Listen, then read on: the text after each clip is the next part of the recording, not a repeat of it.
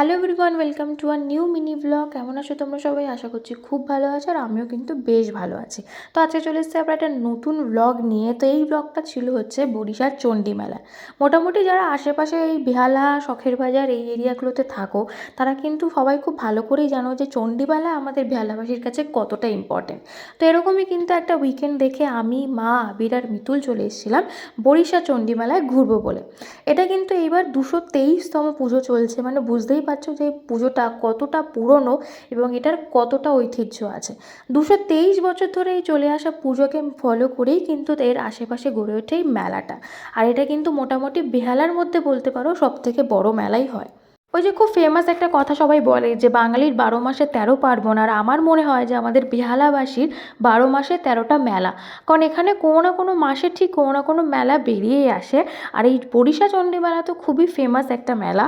তো আর আমার এতই মেলা পছন্দ যে আমি তো এখানে প্রায় 3-4বার ঘুরেই যাই। আমরা যেহেতু চেনা রাস্তা ধরে ভিতর দিয়ে গলির মধ্যে দিয়ে যাই, তো জন্য আমরা মেলার মাঝামাঝি পৌঁছে যাই। তবু আমার কিন্তু এই এন্ট্রান্সটার প্রতি একটা আলাদাই মানে ভালোবাসা আছে। আর সেই কারণে কিন্তু আমি প্রত্যেকবারই এদেরকে টেনে একদম মেন গেটে নিয়ে আসি। আর এই মেন গেট ধরে কিন্তু আমরা আবার মেলায় ঢুকি। এই ছোট্ট পাখিগুলো আমার এত পছন্দ হয়েছিল যে আবির এখান থেকে আমাকে আর মিতুলকে একটা করে কিনে দিয়েছিল, কারণ এগুলোর মধ্যে বাঁশি দেওয়া ছিল, যেটা আমার বেশ ভালো লেগেছিল। আর এরপরে কিন্তু আমরা একটু ফুচকা খেয়ে নিয়েছিলাম, কারণ মেলায় এসেছি, অবভিয়াস কথা যে খাওয়া দাওয়া তো হবেই। এরপরে কিন্তু আমরা এগিয়ে গেছিলাম আসল মন্দিরটার দিকে, মানে সারা বছর যেখানে মাকে পুজো করা হয় সেইখানে আমরা চলে যাচ্ছিলাম। আর সেখানে কিন্তু এরকম দেখতে পাচ্ছ দু সাইড দিয়ে এরকম দোকান ছিল, আর এই হচ্ছে সেই মন্দিরটা।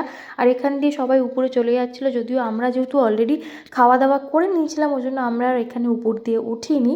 আর এখানে কিন্তু আমরা একটু কাপ প্লেট সেট ফেট দেখছিলাম, দেখে আমরা চলে এসেছিলাম প্যান্ডেলটাতে, যেখানে কিন্তু এই কয়েকদিন মাকে খুব সুন্দর করে পুজো করা হয়।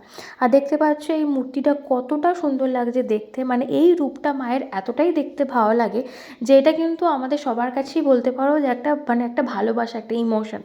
মাকে দর্শন করে তারপরে কিন্তু আমরা এখানে কিছুক্ষণ দাঁড়িয়েছিলাম, আর আমরা নিজেরাও একটু ছবি টবি তুলছিলাম। যে দেখতেই পাচ্ছ এখানে কতটা ভিড় হয়েছিল, কারণ আমরা রোববার গেছিলাম।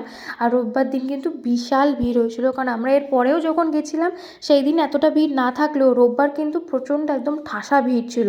মানে মনে হচ্ছিলো যে দুর্গাপুজোর প্যান্ডেল লাইনে আমরা দাঁড়িয়ে পড়েছি। তো মেলায় এসেছি, ঠাকুর দেখে নিয়েছি, আর এরপরে কিন্তু আমাদের মেন ইন্টেনশন ছিল খাওয়া দাওয়া। এই পুরো মেলাটা যেহেতু অনেকটা বড় জায়গা নিয়ে হয়, তাই এখানে কিন্তু প্রচুর রকমের দোকান টোকান বসে। আগে এখানে একটা সময় মডার্ন কূপও থাকতো, তবে এখন সেই জিনিসগুলো বন্ধ হয়ে গেছে। এখানে ঘর সাজানোর জিনিস থেকে শুরু করে কানের দুলের দোকান, ইয়াররিংসের দোকান, খেলনাপাতির দোকান, কসমেটিক্সের দোকান, জিনিসপত্রের দোকান, বাসনপত্র সবই মোটামুটি তোমরা পেয়ে যাবে। আর খাবার দাবারের মধ্যেও তো প্রচুর ভ্যারাইটিস আছে। একটু ঘোরাঘুরি করেই কিন্তু তারপর আমরা নিয়ে নিয়েছিলাম দুটো পাপড়ি চাট, যেটা কিন্তু আমার একদমই ভালো লাগেনি, কারণ অতটাও ভালো করে কাকু একদমই বানাতে পারেনি। তো যাই হোক খেয়ে নিলাম। আর তার ঠিক পাশের দোকান থেকেই কিন্তু আমরা নিয়ে নিয়েছিলাম একটা ব্লু হেভেন আর একটা কিন্তু ফ্রেশ লাইম মোহিতো। আর এই দুটোই কিন্তু বেশ ভালো ছিল খেতে, আর এটা এতটাই আমাদের ভালো লেগেছিলো যে আমরা পরেও আরেকবার খেয়েছিলাম।